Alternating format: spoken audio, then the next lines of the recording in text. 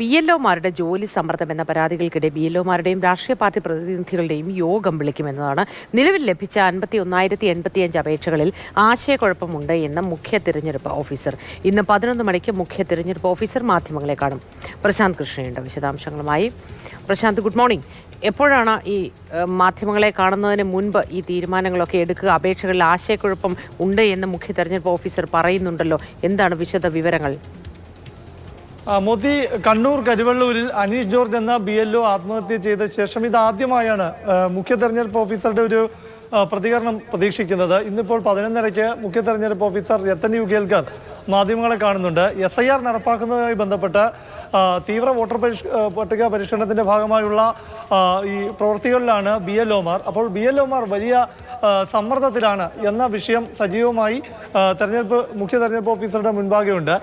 അതുകൊണ്ട് തന്നെ ഒരു നിർദ്ദേശം ഇപ്പോൾ മുഖ്യ തെരഞ്ഞെടുപ്പ് ഓഫീസർ നൽകിയിരിക്കുന്നു.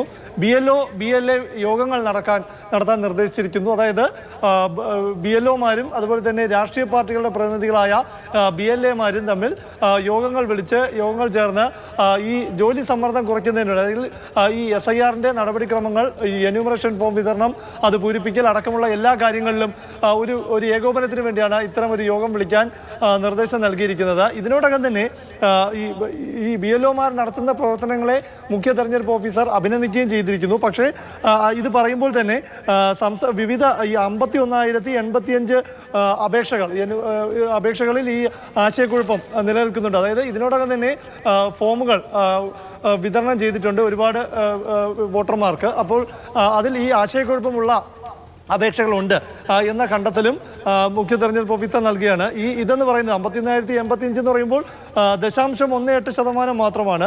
അപ്പോൾ ഇത്തരം അപാകതകൾ ഉണ്ട് എന്ന് തന്നെയാണ് തെരഞ്ഞെടുപ്പ് ഓഫീസറും മനസ്സിലാക്കുന്നത്. എന്തായാലും BLOമാരുടെ ജോലി സമ്മർദ്ദമുണ്ട്.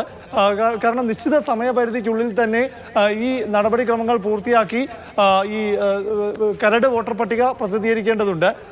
അതിന്റെ ഭാഗമായാണ് ഈ പ്രവൃത്തികൾ വേഗത്തിലാക്കാൻ, സുഗമമാക്കാൻ വേണ്ടിയാണ് BLO യോഗം വിളിക്കാൻ നിർദ്ദേശിക്കുന്നത്. ഏതായാലും ഈ കണ്ണൂരിലെ വിഷയത്തിലടക്കം, ഈ അനീഷ് ജോർജിന്റെ ആത്മഹത്യ അടക്കമുള്ള വിഷയങ്ങളിൽ ഇന്നിപ്പോൾ മുഖ്യ തെരഞ്ഞെടുപ്പ് ഓഫീസറുടെ പ്രതികരണം ഉണ്ടാകും.